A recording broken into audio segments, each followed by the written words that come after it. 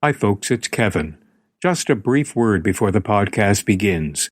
If you've not listened to episodes 57 through 60, I'd encourage you to do so. They are the voices of a few of my guests who were part of the 60 Scoop. This episode also includes a voice from someone who was part of the cruelty and injustice perpetrated on far too many of our First Nations people. Gary Edwards is a cultural support provider for the residential school survivors at All Nations Hope in Regina. He was born quite literally at the top of Saskatchewan and was rounded up by a gunboat and issued to a residential school in Ile Ste Croix at the age of 2. You are about to hear some of Gary's remarkable story. Gary paints pictures with his words. His phrasing is almost poetic as he speaks of his journey to healing, the Indigenous way of life, and the many guides who have supported him on his path. I want to paraphrase something Gary says during our conversation which really struck a chord with me and which I think sets the tone for this episode. He says, "Someone is going to hear this, and what that's going to do is pass it on to someone who needs to hear it, just like a lot of teachers who have come my way knew what they were saying would make complete and utter sense in a massive therapeutic effort to someone who hasn't taken their licks yet. Let's hope that someday this conversation never happens." Oh, and one more thing. In the last few moments of this episode, Gary casually chimes in about another part of his very busy life. You won't believe how many countries this guy has visited and what he does there. Here's the podcast. You're listening to SaskScapes, a podcast featuring the stories of arts, culture, and heritage in Saskatchewan.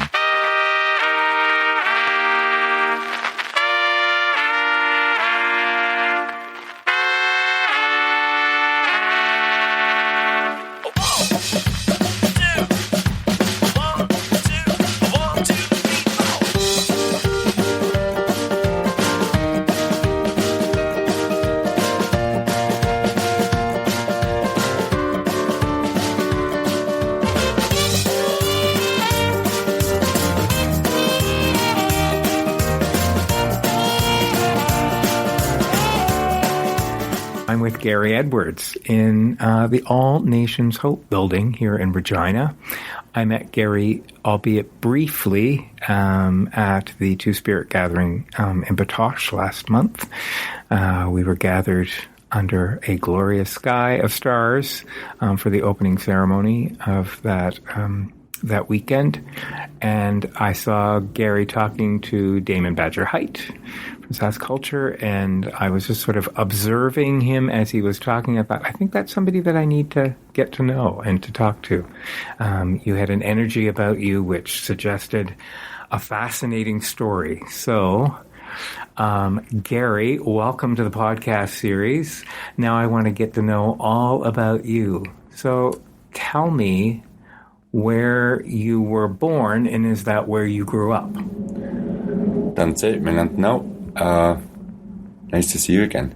I was born in the top of Saskatchewan. If you take the two borderlines from our two provinces of Saskatchewan and Manitoba, and the Northwest Territories and Nunavut, if you put that on a target on the map, where those four lines meet, there's a lake called Casbah Lake, better known as the Pignatsit area, to the Pignatsit Cree, the dialect from which I come, designates the family lineage from which I come up there. So on the map, if you looked at Saskatchewan in Canada, all the little red lines for the roads would go about halfway up the map and then they'd stop. Uh-huh. Do that distance again, double that distance, and you get up to the Northwest Territories border. That's where I was born. I was shipped down here via Ile Ste Croix. They had a system called the Industrial Residential School System, and they managed to round me up with a gunboat and issue me into a residential school in Ile Ste Croix. How old were you when that happened? I would have been just pressing 2 years of age as a toddler. Oh my God. And I was then sent to an interim place, and that was for 18 months, and we're still not sure where that was. Were you an only child?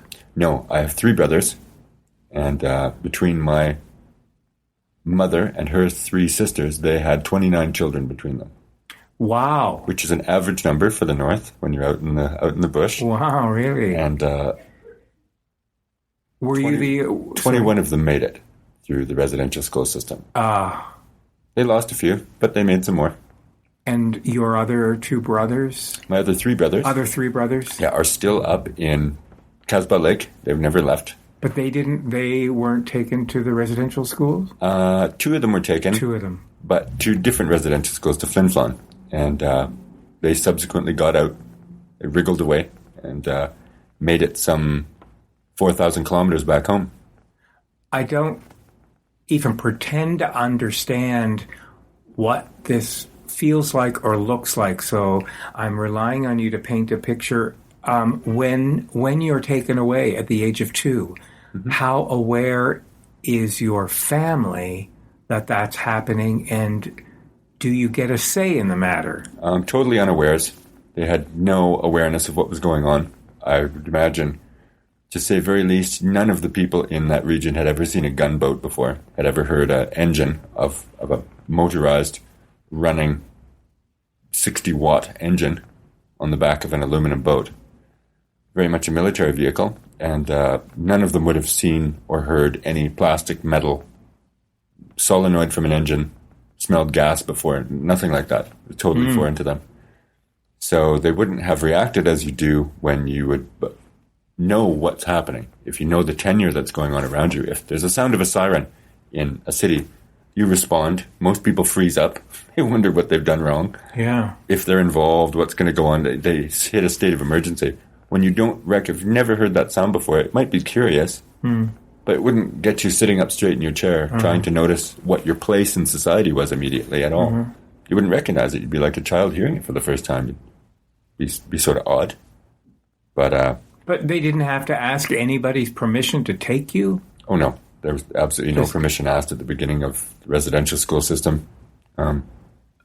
It was an effort by the churches across Canada, especially when you get into the north, past the 49th parallel, which is right up by, just above Flin Flon, on the western side of the provinces.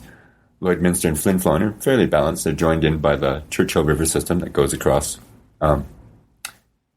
east to eastern Manitoba, across to James Bay in Hudson's Bay. So about that level, when you get above the Churchill River system, there's no roads, there's no vehicles. Now there is, but then, no, there would have been absolutely nothing.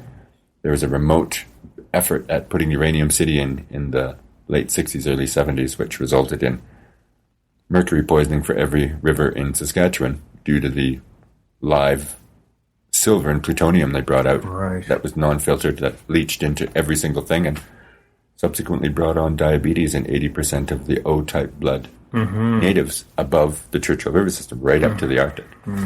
Some say it was a tactical effort to bring down the health and immunity of those people to test them. But I digress. The portion of effort that was done in the late 60s, mid-60s to late 60s, mirrored the late 50s to early 50s, mirrored the 40s, the 30s, the 20s, the 10s, right back to 1760, as far as I'm told, by not the colonial system of recording who went to residential school, by our great-grandfathers who tell us their history as they recorded it, how many kids went away and how many came back. I've heard many people say lots of numbers, but when you talk in a traditional sense, 8/10. 8 out of 10 kids went and never came back, were never heard from again.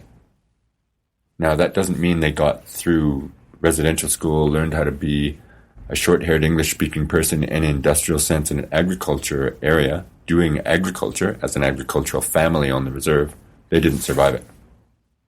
So, my family was split in 3 of us were taken by gunboat. We were then split as I was a tiny toddler and my brothers were slightly older.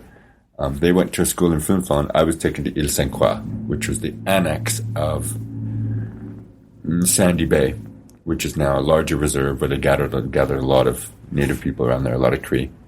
And my other brother, he got essentially left alone.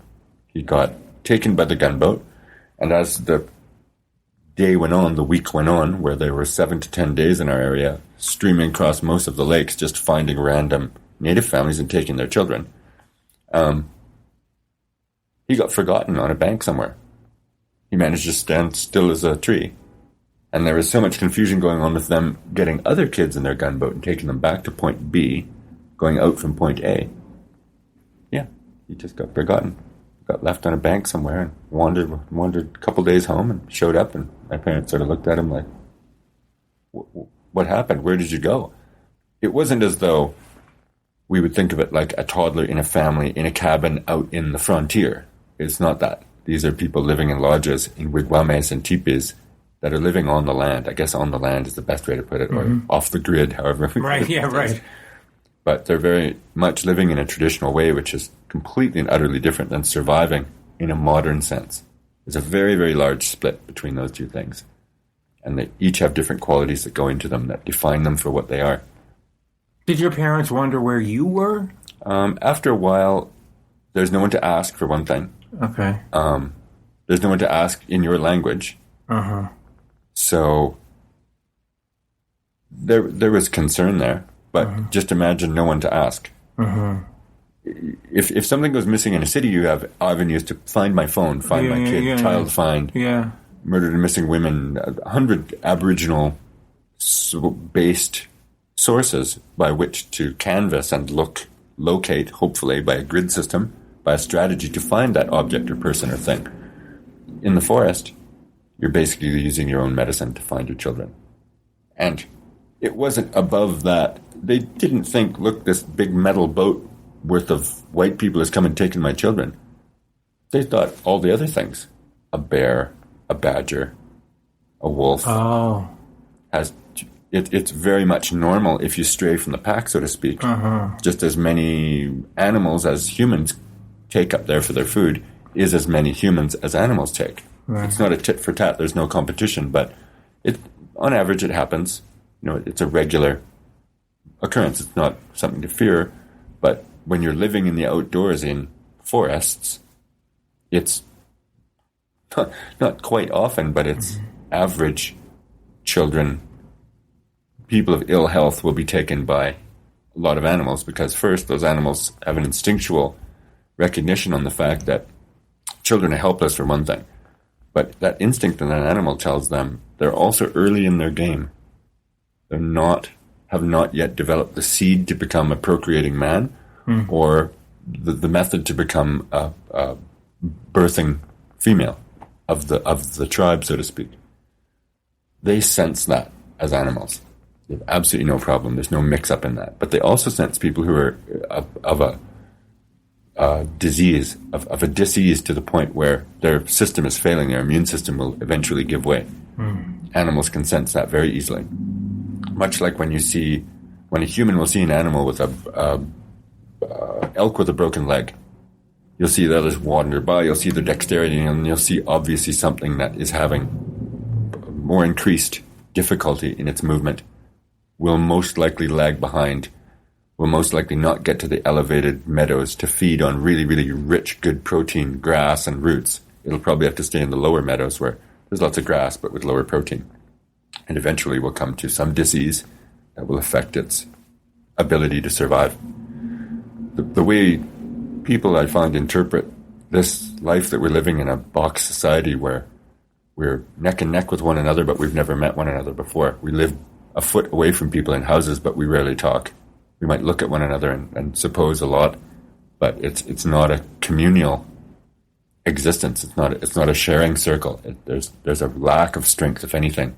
Sort of stuck in the midst of it, like being in a parking lot, all in each other's cars with the windows up. In more circular society of living, there's not only people that are living out in the bush as small groups of people. They've always been below the number of 25, because that's how much, like we learned from the animals, that's how much you can really support. Right. Not support in an amazing way with great health and amazing riches. That's how much you can carry when you need to move. Right. That's how much you can move out when your youngers get to 21 years of age and need to take care of their elders, and that cycle is happening. And that's very much quote, a lifestyle.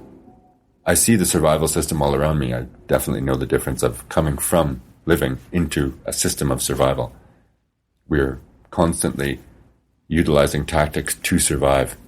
We're taught those tactics, and we're taught that they're necessary to use as a strategy to cope with what's going on around us. In a living sense, you're invited to live. You're invited to come into the forest. The invitation of what's there on the ground. Most of the people you will speak to up there that is living and recognizes that living sense know full well that you have everything around you to get through any coping you'll need to do. Mm-hmm. Every medicine you need is on the ground. All the fresh water you need is up there. Everything you'll need to pick your level of living. But first off, with traditional people of a First Nations environment, that is in a living sense, is the consistent giving system before you're taking anything. You're giving a massive amount of things that will take you past your rate of intake. If people take a moose for 4 families, they will first take a third of that moose and give it to the land and give it to the animals, that those predators that they know are hunting the same thing. They won't just take it and keep it all, every single stitch of it, and keep it from those animals. They will first, above everything, take a leg off that moose, take a portion of it, really, really good meat, excellent meat, and give it to the other tribe that's around them, the larger group of wolves that now there's an excess in the north, but that will have a whole company of wolves that will be living in a den area that will be knowing their food sources. When the humans come and take their food sources by luck, it's not that they let them go with that. They will follow it because that was their food source that's now wandering away in a truck, going 60 miles an hour down to a little encampment, getting in a boat and then leaving. They'll make an effort to eye that up because that's their children that count on that food. Native trappers and hunters definitely recognize that, and they will give a third of their catch, a third of their go, even if it means them not surviving the winter or surviving a whole summer. Even if their children, they know, will get sick without that amount of food, they will give it up to the predators next to them, their larger family of predators from which they come, just to off-balance their fortune in the future of being able to find more moose, right, cycle after cycle. Right. Much like the wolves will take their predatory system and apply it to a group, a herd of elk, a herd of moose, a herd of deer, whatever's around them, and they won't take all of them. They could. Mm-hmm. With the numbers that are around in the north right now, they could comb the whole area and eat everything down to nothing. Mm-hmm. But the only thing that does that is humans. Right. And the results of that are a survival result. The results of survival are on a survival scale. They're scarcity of food, scarcity of kinship, a scarcity of knowing, a scarcity of passing lessons, passing important lessons that can't be written down. They're life lessons. They're nothing you can teach a person. You can't Google them on a internet system of. Don't get me wrong. I definitely respect sources of information for what they are, and the intelligence that's gone into centuries of working that out for whatever system informs you of that. But everyone soon figures out it's not about what you think you can do. It's what about you can do. And if you ask yourself, what can I do? There's a lot we can do here when you have money in your pocket, when you have a vehicle to use, when you have water coming out of the tap, when you have a system that will take away your grey water, all 40 liters that we use in a day for nothing but hauling our fecal matter away. But when that's gone, you'll have a reminder of what you cannot do. In nature, if you ask yourself, if you're standing in the bush and you ask yourself what you can do, you're already too late. You're already behind something that knows exactly what it can do. And it will have already gotten your game, have already gotten the nice fresh water, have already gotten up early enough to be the bird that catches the worm, so to speak. Right. In a system of survival, it's very rare that you ask yourself what you can do and keep that to yourself as well. What you want to do is find other kinships that will take kindness and turn it into a weakness, that will take advantage of that situation so you can get the upper hand. When you're living in nature, you have absolutely no capability of doing that. It's rare that you can step outside yourself. You can put up as many trap lines as you like across the land. But that doesn't mean that if you have one trap line that you get 15 articles a game on in 6 months, that's one thing. If you have 5 trap lines getting 15 articles a game for that same 6-month period, that's amazing. But you're still one person having to skin, bone, joint, replace, hang, tan, divide, and find some time in there to hunt and eat more. Right. So you need a group of people doing that. You need a system that you'll feel the benefits of that living system within. A survival system rarely allows the greater part of everyone, down to the last person, to feel the benefits of, quote, the good kill. Now, a lot of what I'm saying, you'll be hearing for the English definition of that in English, but there's a different definition that I heard just lately of a good kill. Now, giving of life and death is completely different for people that are living on the land. It doesn't mean that you're dying on the land or living on the land. It means you're doing both at the same time. It's a complete and utter balance. The older you grow is the closer you get to the next fire, we say. You're edging away from one fire as a metaphor at the beginning of your life, and you're going towards the next. There's a circle that you're walking, and it rotunds around an amazingly complex system called the beauty ways. The beauty ways, if you break down the first lesson of the beauty ways, it's what people recognize as the medicine wheel. Now, with its 4 colors and a circle to go around it, it concentrates on very much the fundamental lessons for Native children, very, very young children, 3 to 4 years of age, will be taught the color denomination of those 4 quarters, their seasonal development, the registration of the years that are passing by as they walk that circle, so to speak, the cardinal flower, the cardinal plant, the cardinal animal of every one of those 4 districts, and the function of coming into the beginning of your life, which is emotional quarter. When you grow out of that, you grow into the physical part of your life. You start actually growing. And then you come into your mental, which is you've done your growing, you've done your emotional development. Now you need to think over what you're going to do with all that. You need to work out the pieces of it. And then after that, you get into the spirit quarter at the, quote, the end of the circle, so to speak. And that's when your spirit takes over, when the rest is all balanced out. As we come from a society that would take that as a priority, having all 4 quarters balanced. I guess the image would be a plate spinning on a sharp stick that you may see in circuses or etc., where there's many, many sharp sticks with many white plates, and the artist, the presenter, is spinning those plates as fast as possible to keep them balanced, keep them moving. Right. And when they slow down, they begin to wobble like a bent record. The difference with a survival model and that medicine wheel spinning on that is that very sharp pole that it's sitting on with its centrifugal force spinning on that plate is your center as a human being, in the center of those 4 directions. The center of that circle where the 2 lines cross, that is where you must remember you're coming from and where you're going to. And in a greater sense, it represents the center of our Earth. Knowing where the center of the Earth is, knowing where your gravity point is pretty much on board when it comes to someone living in nature. In this survival system, we stray away from that model often, and we seem to gravitate towards things we think are the center of our lives, when really they have nothing to do with the center of our lives. I want to ask you about residential school. How long were you in that system? I was in that system until I was just 6.5 years of age. I was brought down from Ile Ste to a place called Duck Lake, and then after Duck Lake, brought down to Le Bret out in the Capel Valley, and then transited from Le Bret after 18 months into an adoptive family.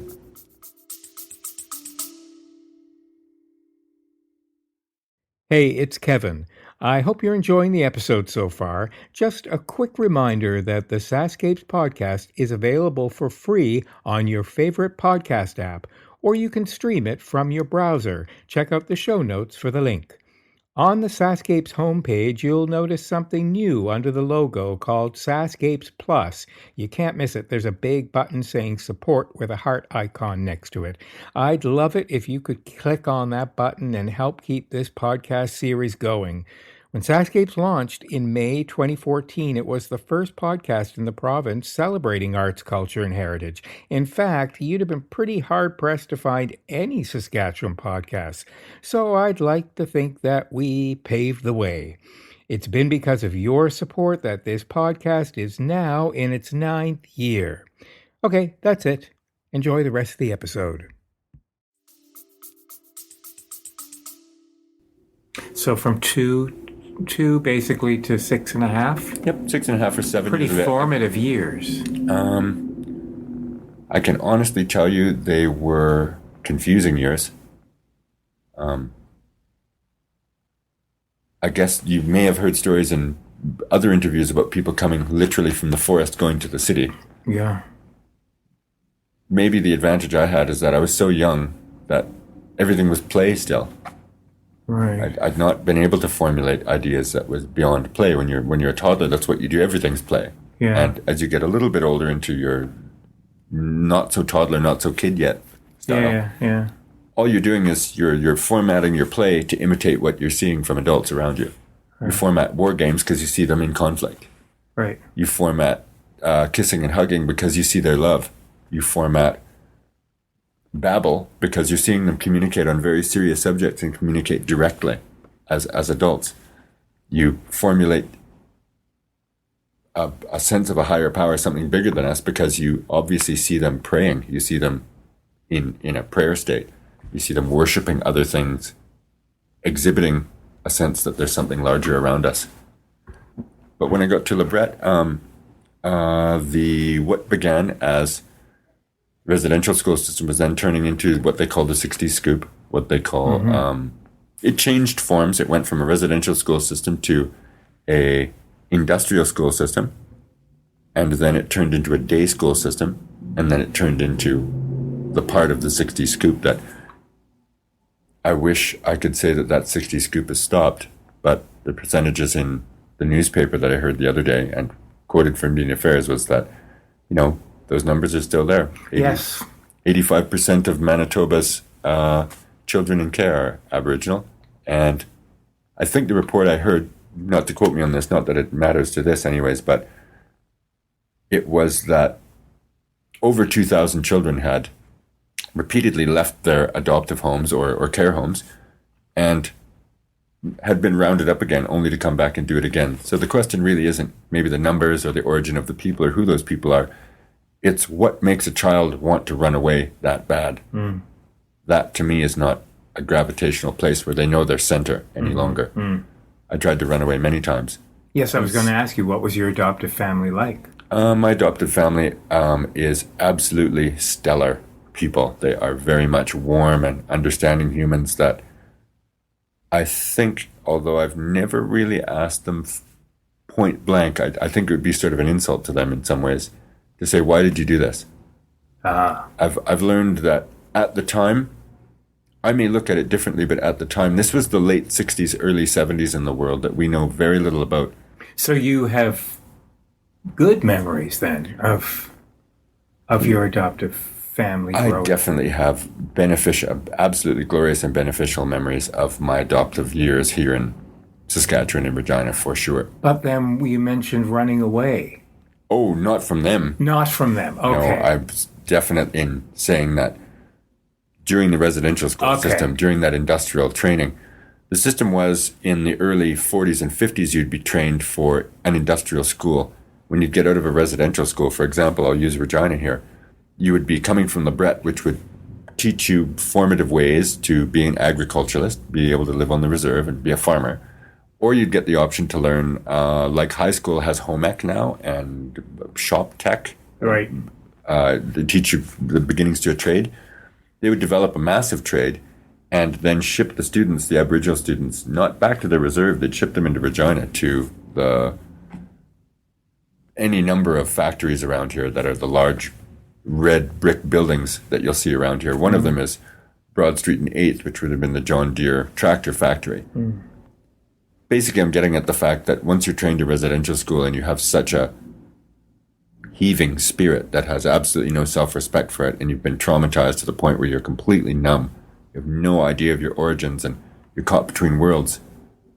You hear about Native people in the reserve, but you can't speak their language to them. You hear about some family lineage that's the greatest network across North America, but you've been divided from that. You come into a society where you're not like those people in appearance or action. Of course, you become a free slave. Your adoptive family was white.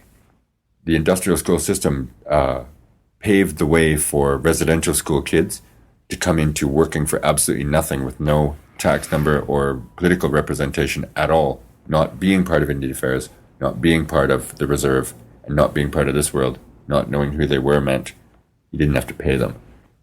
So it was a big, you could only imagine the numbers of people that would have worked in these industrial places for years, and how hard they would have had to work, because they would have had no scope of pay or leniency, or they were giving them nothing. It wasn't that they were working and getting a home, getting a reserve, getting a this, getting a car, getting money. They were getting nothing. They were getting very meager food to eat, and that would have been it. Now that turned into what they called the day school system, where the reserves and the church started to sort of argue. People started to figure out in late 50s, early 60s what was actually going on in those schools, and it was nothing to shout about. It was absolutely really terrible, awful, in fact. But as that news started to get out into the fiber of people, there were definite outcries. There were laws being made. There were people finding out that there was just terror going on to children. The most evil things were going on. But when the day school system came, those kids weren't allowed to stay overnight at the residential schools any longer. That's why they became, quote, day schools. You'd go for the day and be headed back to the res during the evenings. I hope you're enjoying this episode. Did you know that all episodes of SaskScapes can be downloaded or streamed for free? You can find us in the iTunes Store, on Stitcher Radio, and at iHeartCulture.ca. And I'm so excited to announce that SaskScapes now has its own app for both Apple and Android devices. Head over to the App Store or Google Play and have SaskScapes at your fingertips with just one easy tap. Remember, we love hearing from you with your feedback in the review section. And now, back to the podcast. But to catch up on my adoptive family are white people for sure. Yeah. But you didn't go to day school once you were adopted out. No, you were integrated into regular school. I was integrated into regular school. I was thrown right in there, so to speak. And I would love to say that is supposed to be the happy part of the tale. But my elementary school and high school were definitely just as severe as the residential schools I was in. You were seen as different. Oh, there weren't many Native people in the south part of Regina going to any... Where you are now, which is First Avenue, and we're on 4th Avenue North, 5th Avenue. Yeah. This was the side across the tracks that housed all of the northern people, Métis, First Nations, newcomers. At the time, growing up in the South End was very, very difficult. I reckon I saw 3 people between the ages of 7 and 17, 3 or 4 people of full-blood Native descent from Nahale people in the South End of Regina, being in a high school full of 2,499 other students and one of me. Well, it only meant sort of one thing. I'm not saying there weren't other cultures in there. Mm-hmm. I wasn't the only brown face. There were many. Mm-hmm. But I am saying that there were 2 Native people that I picked up on through the whole of high school. And if it's the formative years during elementary school, I definitely credit from, the early grade school up to grade 8, where we left, quote, grade school, elementary school, and then middle school, I guess you call it, grades 8 to 10, are the beginning of high school here in Regina. So grades 4 to 8, those 4 years, I managed to go to a elementary school that the principal of that school, his name was Bud McNeil. He's just passed a couple years ago. He was a very admirable person. He was very much he's very much influenced my life on how to act and how to be. because he was very familiar with another of my mentors, which is Chief Dan George and the whole George family. Those two pillars of my life, that balance of seeing Bud McNeil as basically the white guy with the big white mustache, but I learned later in life had been a total pillar to making what we call the Four Directions system here, the Four Directions Health Unit, the Circle Project, a lot of the things that involved real Native people.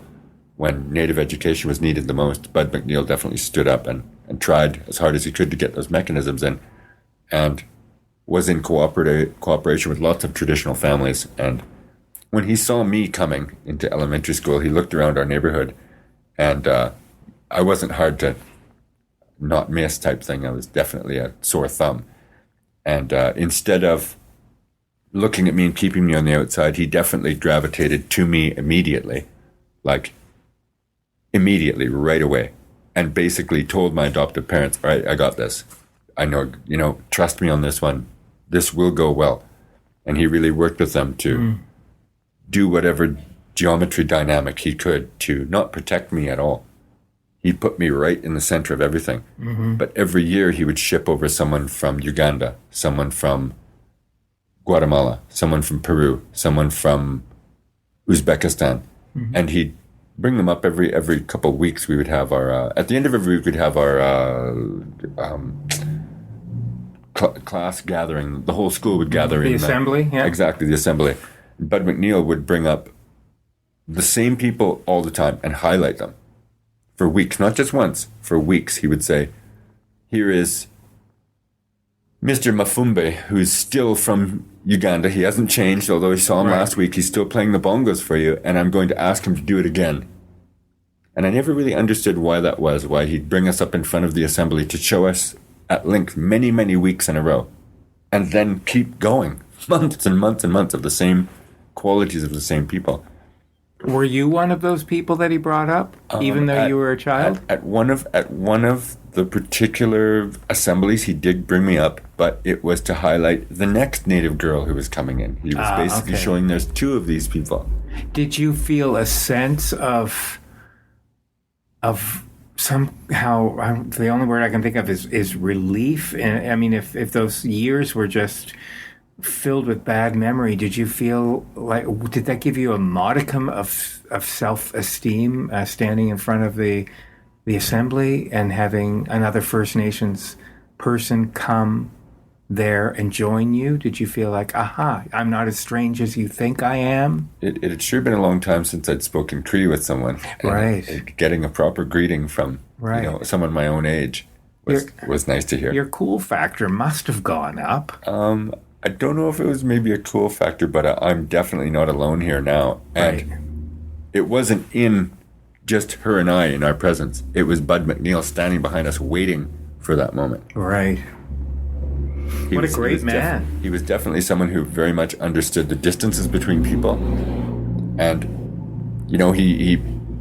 he'd known the concepts of traditional Native people because he couldn't have organized a school, an elementary school of brand new families with little kids all in, quote, the south end, the nice end of Regina. He couldn't have done that without knowing a little bit about really meeting people, not just reading about it from a book or being on a couple boards that sit in somewhere. No, he was definitely someone who had been on ground.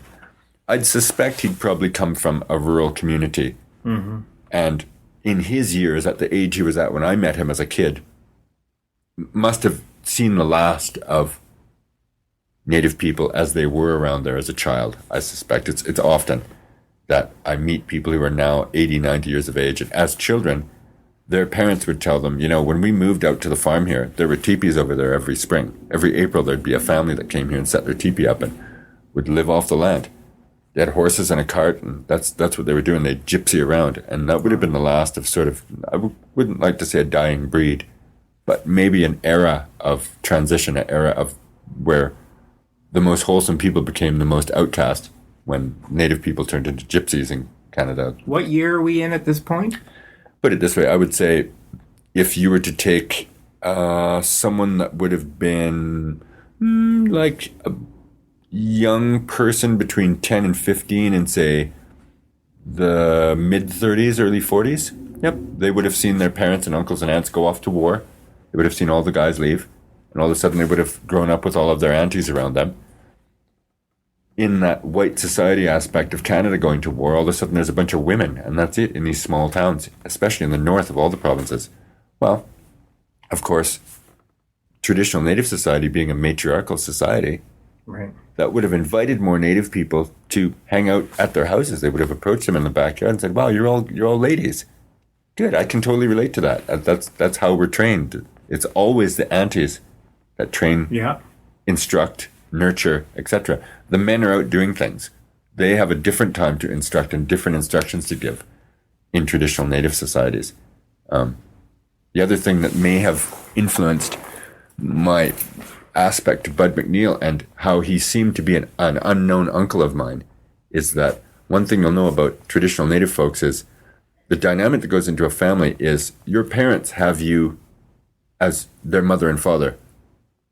But to you, the lessons that you'll get are none of your life decisions will be made by your parents, not one.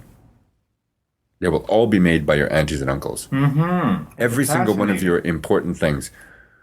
What you should do, what career path, what medicine channel. Should you become a hunter? Should you develop this? Should you shoot bow and arrow? Should you carve? Should you carve knives? Should you get into a certain type of dance variable when your dancing years come? What hand drum you're going to make? What your animal familiar is? What you're most negotiable on? What your high points are? What you're fluid at? Your parents don't decide any of that for you. They don't even speak it to you.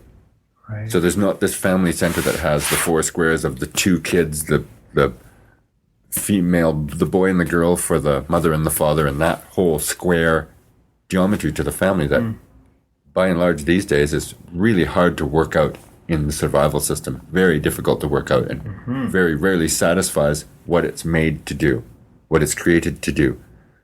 Because it's created to make those two little, that boy and that girl, that brother and their sister, to mirror their parents and be a better taxpayer than their parents were. In a traditional Native society, your aunties and your uncles give you a real picture of who your parents are, because that's their brothers and sisters. When you come to your parents and say, "So, you're my pillar of my dad. You don't do anything wrong. You're my superhero. You're like, I hold you above everything. You're my Superman in all these different ways. You're perfect." Uncle comes along and says, "What? Are you crazy? When we were your age," because he was once your age, he looked exactly like you too. "When we were your age, you wouldn't believe what he did. He used to eat the candles off the cake. He never ate the cake. He liked the wax." Or auntie will come along and say, "You talking about my brother? Uh-huh. But you're my auntie." Yeah. But get this, kid. That's my little brother. Right. When he was your age, he used to do some awful things. He was impossible. Compared to you, he was impossible. He'd put his fingers where they were never supposed to be. He'd lick the freaking windows and the walls. He'd eat things, just pick them up and eat them. And that gives you a real version. Well, that's knocking your pillar down. That your parents will rarely ever be able to tell you. Because they know in that family dynamic, they can't be that. They can't say, when I was 17, I was getting juiced, man. When I was your age at 16, we were going crazy. We'd be arrested every weekend. Right. But their parents, your grandparents, will go, "You want to hear about your dad? Let me tell you." So your aunties, your uncles, and your grandparents really give another human side to who your parents are. And that, to me, stands up as a reality, as opposed to the picture you're told to think and devise about your parents. You get the reality from their brothers and sisters, the honest truth about them. So you form a picture that says, those aren't my greatest teachers. Every one of these teachers around me has value to teach me. They have something to bring out in me. And that's what I recognized in Bud McNeil. And it wasn't just me he did that for, but I think he really took that little Native kid under his wing because he knew what we'd been through. He was very, very aware that the system that we'd gone through there was something innately wrong, very, very wrong with the origins of it. But he also told me by the time I was, he basically said, by the time you start work, and I know you'll do this work with kids, by the time you start working with kids, you're going to tell them a different story. When you first went back to your roots when you went back home. Mm-hmm. Well, how old were you when that happened? I was the first year in elementary school. I was 8. I've been back every year of my life since. Once a year. Since you were 8? Yeah. Oh, so you weren't disconnected for a huge number of years. I was disconnected enough for a huge number of years because of distance more than anything. Had my little legs been able to carry me back, Right. I definitely would have been able to. Did you want to back. stay? We had no choice. Okay. The essence of the residential school years that we survived were basis, to know the difference between living and surviving. It was true survival. There was lots of very, very harsh treatment being, systematically raped and tortured on a regular schedule when it's men and women treating toddlers and young children like that. There's absolutely no protection you have whatsoever. They're even, you might have the strongest will in the world, but your physical size won't protect you from anything that's happening. And if you've got a regiment you're learning of having to stay indoors at all times and learn time itself, there's huge displacements that would happen between quite large sex rings that were found out between many of the residential schools, especially in the north, because there was nobody to police them at all. There was nobody coming out to check on them. There was someone delivering food to the local town, and then they just truck it way out to these distant schools. Time displacement's a funny thing. When you get pushed past your point of fatigued pain, when your pain levels have reached a certain extent, you pass out. That's what your mind says to your body. When pain receptors fill you completely, where your body and your mind are not getting along, they're overwhelmed, your brain will shut off your body completely. You'll faint, you'll black out, so you won't have to receive that amount of nerve message any longer. When you do so, to be awakened in another position, in another place, is quite shocking to begin with. But time displacement's one thing. Displacement itself, not knowing where you are, is another thing. Did you feel displaced? Oh, definitely. Displaced is a good way to put it. But, when you get beaten into submission, first of all, and then you wake up in a very compromising position, in more pain, and then keep passing out because you're right at the, yellow to orange to red zone of your pain level. You're right in the high district of that pain level. So you're just going to experience a little more pain and then pass out. If you're definitely not eating in that time, your body has nothing to propel itself. You can feel your immune system shrinking. You can feel yourself getting close to the doorway, so to speak. Are you telling me that was your experience in residential school? Oh, yeah. And you're old enough at that point to remember it? There's nothing like that you can forget. Right. I would love to forget all about it. Some people block it. I would love to express it. I went through a couple years of trying to wish those things away, but the medicine people that we have on my circle, right, where I'm actually from in the north, they wouldn't have it. They said whatever's going on in your life needs to be put in a balance, and when it gets out of balance, it's never going to cure itself. You're never going to recover from that. But if you keep it in a balance, in a reality that's something you can cope with, it'll work itself out. You'll get over it. You'll be able to adapt that as part of your life. When you went back once a year, mm-hmm. How long would you be able to stay for? It depends. I was usually let off for, summer holidays would be 2.5 months. I could sometimes fix it for maybe 2.5 to 3 months during the summer, and then 6 or 8 weeks during the winter. And I'd have to interchange before, to inform the people around me that that's what I'd be doing. I'd be coming up for the winter, or I'd be coming for summer. Each system of ceremonies we have up north is conducive to those times, and I'd go up for ceremony with my family. Okay.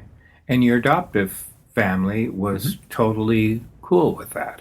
I don't think I ever really discussed how cool they were with it, so to speak. They were very aware of their role in it, and they definitely didn't have any questions about how that was to be executed. They were very much, I'm not someone to pinpoint my elders and ask what they're up to. Of traditional society, you never ask your elders what's going on. You're never fascinated about why it's happening. You never stop at that. You just accept what they're giving to you and carry on, because it must have been a lot of creative source, a lot of energy to get that even on your plate in front of you. So, there are very, very few questions about how this came together. I'm hoping my conversation with you isn't asking questions that normally one should not ask. One should just accept. Put it this way. All of the questions that I've been asked about my life are to speak to someone who's not here yet. Okay. I've been passed these lessons. The reason that you and I are talking is because someone's going to hear this. Yes. And what that's going to do is pass it on to somebody who needs to hear it. Just like I needed to hear Chief Dan George's words and Bud McNeil's words, and a lot of the teachers that had come my way, they knew what they were saying would make no sense to some, but they knew what they were saying would make complete and utter sense in a massive therapeutic effort to someone that hasn't taken their licks yet, hasn't hit the road yet. Right. That formulation of factors. Let's hope someday that these conversations never happen again. Let's hope that there won't be a group of people in what we know as Turtle Island in Canada with these stories about misuse and abuse. And one of the key points that many, many of my teachers have said to me again and again, they said, when I turn 44, when I get to my spin on the medicine wheel that takes up all 4 quarters, when I finally get to the north, the top quarter, it'll be about the time that the people around me need another language to express what they're going through. The languages that they're using, economics, biology, physiology, ecology, won't express what they're going through. They'll need to find a language of the land to develop their relationship with the land to the next level that we need now as a human source. And that gets back to creating our kinship.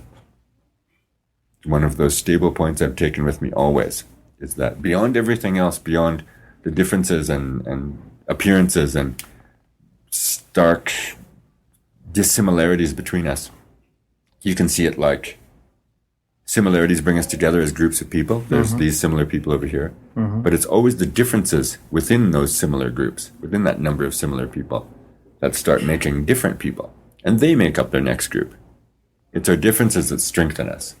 You can see it in people. You can see our similarities will be what brings us together, but our differences in there is what makes us strong. That's what traditional Nehio people think about one another. They celebrate their uniqueness. They see their similarities, their kinship, and then they work from there to develop why that kinship is so strong. Much like the sweetgrass braid that's laying on the table in front of you, one of the lessons that we're taught that, doesn't take long for entire seafaring nations to take on for the rest of the world is that one strand of grass is very weak. But when you braid that grass together in many strands, it becomes very, very strong. That's the symbol of that teaching that comes with our 4 directions. And that's the thing that, when you describe it in English, makes a lot of sense. It's a very simple, easy description. In Neheo, it's a whole massive, like university level teaching that goes with every single strand that goes in there, and the origins of it, and the chlorophyll that makes it grow, and how buffalo reed is different than sweetgrass, and the season that it grows in, and what grows around it as its topical medicine that assists it. When you pick sweetgrass, you can burn it for many, many spiritual purposes, but it also is complemented by hundreds of other different types of deciduous plants that grow on the ground right around it. Always, everywhere it grows, is many medicines that you can combine to take care of many conditions, from disease, physical, mental, spiritual, and emotional. It's those type of lessons that I've definitely had to see the reason to keep around me. What are you?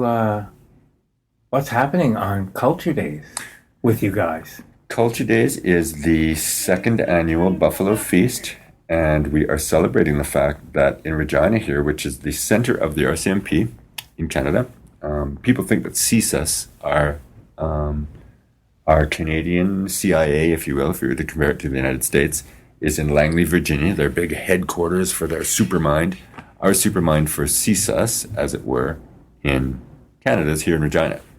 And that's because at our local RCMP constabulary here, that is where every federal agent that's ever had boots on, hit the horse, had the little hat on, had the red tunic, blown a whistle, made a charge, done anything to represent the federal government of Canada as an authoritative figure, as an RCMP. Every single one of them has graduated from that building a quarter of a kilometer over there. Every single one of them has ever hit the ground in North America. One of the last medicine people who was tasked with coming to Regina was tasked to follow the last buffalo herd that was left. And they were trying to protect them, they were trying to herd them away from danger, and there was danger in every region, so they kept them out in the Capel Valley. And when those buffalo finally needed to go for more grass, the obviously constabulary here made really nice, beautiful grass for their horses, and at the time it was, not so popular to have a benefit of nice green, luscious, sweet grass growing around. Anyways, they managed to herd in these buffaloes and kick the herd out, and the effect was outside the fort that used to be at the RCMP barracks. They took the last large female buffalo and, in her mass, and splayed the carcass open, put it outside the gates of the fort. And of course, all the native people around from far and wide they realized it was the last one. Of course, half of them were coming to eat it. As they were told to, we're going to have a feast today. Well, as soon as the people came to eat it, guards stood around it, let the flies gather, and the carcass was made to rot for several days in front of thousands of people coming around to see it. The message of the government through that was, you need to know this is it. You will change. This is done now. You're not allowed to carry on these ceremonies. This whole picture you have of these beasts, it goes, we're getting cows, we're getting horses, we're getting agriculture. You need to leave this behind you. It was a heathen way that doesn't matter anymore. They're not even here anymore. Look around you. Well, that's by no means any reason to let go of the relationship that you've had for 30, 40,000 years. Right. Billions of them kept millions of people alive in a harmonious way, in a very utilitarian way, where all of that beast would be used for housing and clothing and life. In essence, we mean to have the RCMPs accept a plaque for their modern RCMP-ness to show up and create some kinship back again in sitting down and eating with us again. I was in the afternoon in this very room with the head of the RCMP, and last year everything went on our beginning year. It all went a bit fast. It's all a bit of a structural change because it brings in a lot of deep tradition, and people have many sides to it. We had a good turnout, but this year we're having a very, very good turnout because it needs 1 year to test itself. It's very much a traditional ceremony angle to it in a sort of modern way. And our elders around the Treaty 4 area will look at it like, it might have a chance. I'm not going to jump in there with these guys because I've never really seen it done this way. And it's a big energy they're pulling. It's big medicine. But last year went very well.